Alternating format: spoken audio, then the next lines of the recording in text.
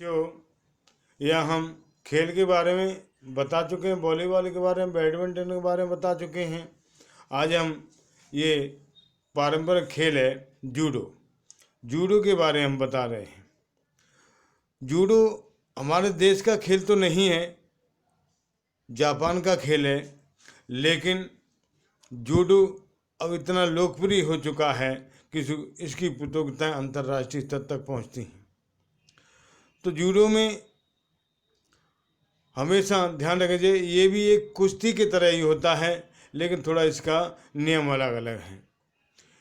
इसके अधिकारी होते हैं, रेफरी, एक जज होता है, स्कोरर एक होता है, उद्बोधक एक होता है, टाइम कीपर दो होते हैं।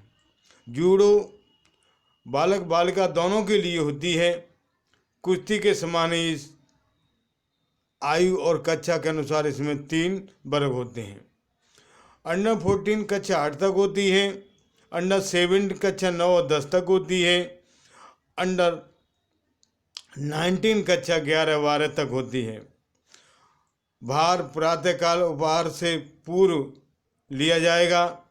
बालक का भार नेकर में तथा बालिकाओं का भार टी शर्ट और नेकर में लिया जाता है। भार में किसी प्रकार की कोई छूट नहीं दी जाती है।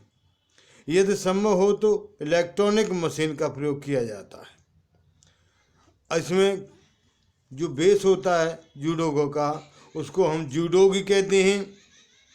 जो जैकेट, पाजामा तथा जैकेट को रोकने के लिए एक पेटी होती है, उसमें डोगी, जबून, ओवी, जैकेट दक्ष की स्थिति में खड़े होने पर मुट्ठी तक, नितंब से नीचे तक तथा बाजू कलाई से 5 सेंटीमीटर ऊपर तक होनी चाहिए। पाजामा टखने से 5 सेंटीमीटर ऊपर तक होना चाहिए। बेल्ट पूरी बांधने के पश्चात 20 से 30 सेंटीमीटर लटकनी चाहिए। बालिकाओं के लिए जैकेट के अंदर गोल गले की सफ़ेद या क्रीम कलर की टी शर्ट पहननी आवश्यक है। नेक्स्ट है समय 3 मिनट बालक बालिकाओं का वर्ग के लिए होता है, 4 मिनट बालक बालिकाओं बावर्ग के लिए होता है, खावर्ग के लिए होता है, और 5 मिनट फाइनल बाउट दोनों के लिए होता है। अब प्रतियोगिताओं को आरंभ कैसे करते हैं वो समझिए। दोनों प्रतियोगी 4 सेंटीमीटर की दूरी पर खड़े होंगे, 4 मीटर की दूरी पर खड़े होंगे। दोनों के मुंह आमने सामने तथा एक दूसरे के झुककर प्रणाम करेंगे। रेफरी के हजमे कहने पर बाउट प्रारंभ होगी। और जूडो की तकनीक क्या है वो समझिए।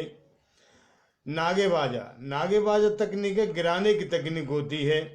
और कतामेबाजा ये ग्राउंड वर्क की तकनीक होती है। निर्णय देते समय इन दोनों तकनीकों का ध्यान रखा जाता है। अब माते का मतलब होता है ठहरना, रुको। जब दोनों प्रतियोगी बाउट करते समय मैट यानी स्याजों से बाहर निकल जाते हैं, दोनों खिलाड़ियों की ओर से कोई क्रिया नहीं हो रही हो, कोई खिलाड़ी फाउल कर दे या किसी को चोट लग जाए, तो रेफरी माते कहकर बाउट रोक देता है। पुनः प्रारंभ करने के लिए हजमे शब्द का प्रयोग करके रेफरी मुकाबला प्रारंभ कराता है। जूडो में दिए जाने अंक, और जूडो में अंक जो दिए जाते हैं वो समझिए। एक होता है यूको, तेजी से तकनीक को मैट से लगाना यानी तथा 15 सेकंड से 19 सेकंड तक होल्ड रखना, ये दबाए रखना उसको, उसे क्या दिया जाता है, यूको दिया जाएगा उसको। बाजारी कंधे के ऊपर से उछालते हुए पीठ के बल मैट पर गिरा देना, प्रतिद्वंदी को 20 से 24 सेकंड तक उसे होल्ड रखना है, उसको दबाए रखना, उसे क्या दिया जाएगा, बाजारी दिया जाएगा। अब आता है एप्पोन, हवा में ऊपर से थ्रो के साथ चित्त की स्थिति में लाना या सामान्य तकनीक लगाकर 25 सेकंड तक होल्ड की स्थिति में रखना। एक पॉइंट मिलने पर मुकाबला समाप्त हो जाएगा। यानी एक पॉइंट मिल जाएगा तो मुकाबला समाप्त हो जाएगा। यानी कुश्ती में उसे चित्त कहते हैं, जब चित्त हो जाता है तो समाप्त मुकाबला कुश्ती को। इसी तरह से इसको एक पॉइंट मिल जाएगा तो मुकाबला समाप्त हो जाता है। कतामेबाजा, कतामेबाजा क्या होता है? ये ग्राउंड की तकनीक है।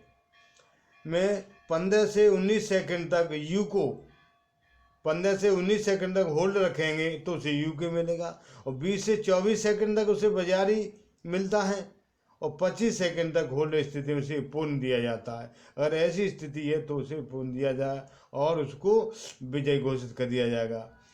अब आता है सीधो और हंसुकुमाकी। सीधो हंसुकुमाकी क्या होता है ये समझिए। ये खिलाड़ी के विरुद्ध दिए जाने वाले अंक हैं। वर्जित कार्यों में जो कुछ करने पर सीधो दिया जाएगा, पुनरावृत्ति पर सीधो दिया जाएगा, पुनरावृत्ति यानी दोबारा फिर गलती की तो भी सीधो दिया जाएगा। 4 बार फाउल करने पर हंसुकुमाकी देकर खेल से बाहर कर दिया जाएगा।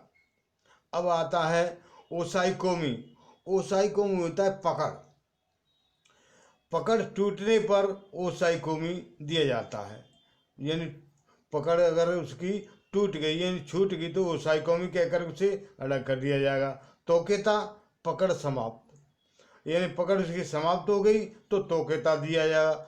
यानी शब्द का उच्चारण करता है तोकेता तो पकड़ समझ लो समाप्त हो गई। इस समय घड़ी बंद होगी और समय के अनुसार अंक दिए जाएंगे। यदि एक जज रेफरी के निर्णय से असहमत हो जाए तो अपना झुकाव रेफरी को दे सकता है। उचित समझने पर रेफरी उसे स्वीकार कर सकता है।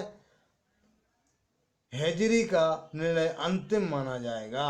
जजों के निर्णय को रेफरी मान्य करेगा। धन्यवाद। जूडो के लिए आज हमने इतना बताया और इसको आप देखते रहिएगा, और इसकी PDF क्वेश्चन मैंने भेज दिए हैं, उसको अपनी कॉपी में नोट कर लें। धन्यवाद।